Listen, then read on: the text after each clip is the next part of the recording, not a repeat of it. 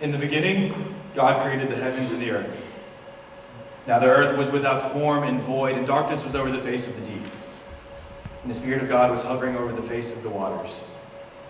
And God said, "Let there be light." And there was light, and God saw the light was good.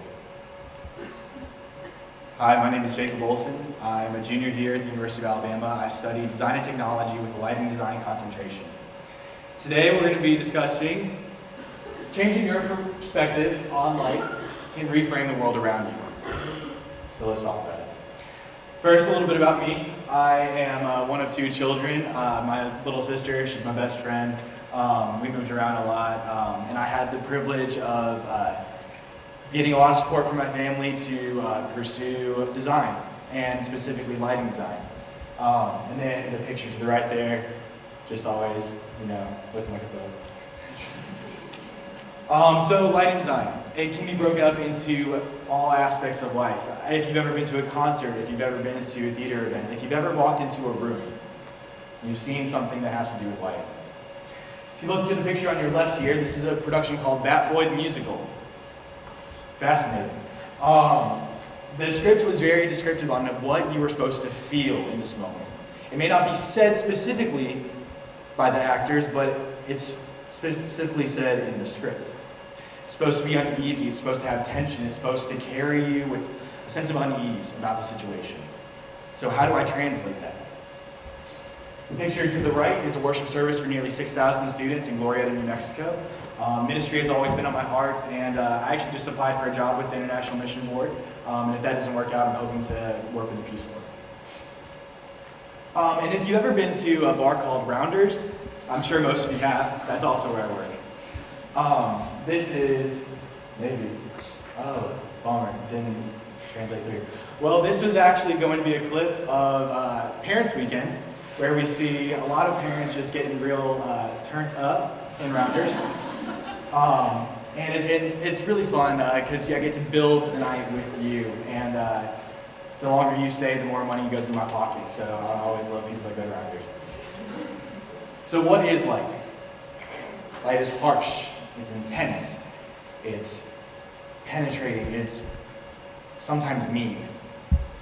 But it can also be warmth, it can be romantic, it can be love, it can be happiness, it can be contained. But what is light in a physics sense? It is simply an electric wave and a magnetic field that are oscillating between one another and going into a specific direction. So how does light actually work with you and me? See, the eye is an awesome thing. It's made up of rods, which allow you to see in low light situations, and cones, which allow you to see color. But the iris allows you to control intensity.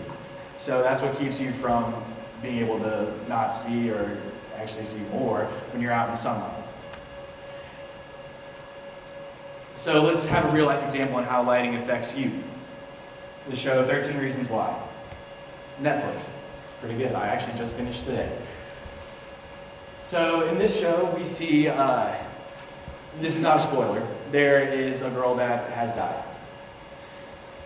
There is, the entire series is shot between two different time frames. There is pre-death and post-death. Now there's a drastic change in lighting in both. This clip, for example, we have post-death and we have pre-death. Now let's break this down a little bit more. In post-death, the lighting is very cold, it's harsh, it's sad, it's uneasy, it's depressing, it carries tension, and it emulates fear. But then in the pre-death, when our friend is still alive, we fall in love with her.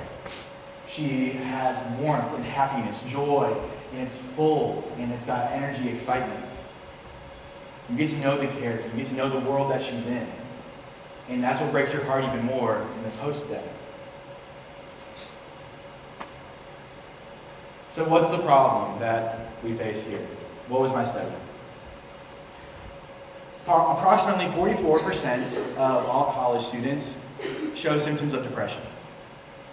75% of those students don't seek any attention for it. This affects our work environments. It infects our home environment. It kills our relationships. And then we sometimes decide to self-medicate. Now, what does that look like for some people? Maybe it looks like taking prescription drugs that are not prescribed to you. Maybe that's smoking a whole bunch of weed. Maybe that's just trying to get a drink in because you just want to feel nothing. You just want to feel numb. And believe me, I know because I work at a bar. So what am I going to do about it? So I conducted a study between two classrooms of the same course. In this course, we had Unit 1 go through with no variable changes. Just an intense late classroom, blinds closed, the teacher taught the first unit, got through, we averaged out all the grades, and then we went into Unit 2. I took Classroom B and changed their environment. I would go in for about 3 weeks, 3 times a week for 3 weeks, and I would actually change out all the light bulbs. I opened the windows, and we also put down a rug. Now, this is the absolute awesome thing about this, is that when we looked at the grades for Unit 2, we saw an 8.9% increase on the final. Now, what does any of this have to do with me? I'm not gonna lie to you, I've had a hard year. It's actually kind of sucked. See, I'm a transfer student. As a junior, I came in knowing no one, having no friends, living by myself, just alone. On top of that, I was previously in a relationship that I thought was incredibly strong, but then ended out of nowhere, and at the same time, my grandmother died.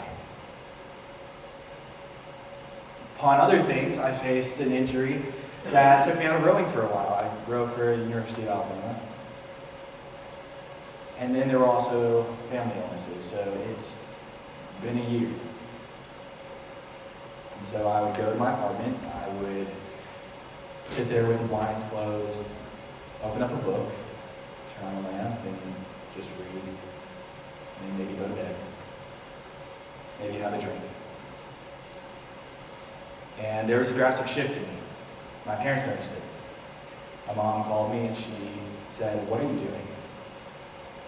Why have you conducted this study, but you're sitting in the dark?"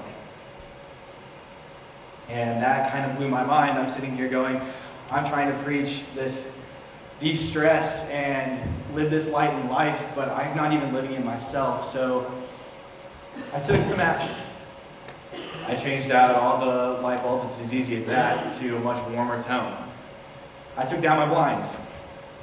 I made sure to go outside at least for an hour and a half a day. And though it's not incredibly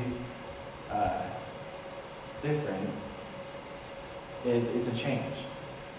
And I can tell you that right now I'm better off because of it. I'm happier. Now, I'm not saying that light cures depression, because that's not a thing. But it can definitely help. So, what light will you see the world in? How does it affect you? And will you change it? Because I did, and I'm better off because of it.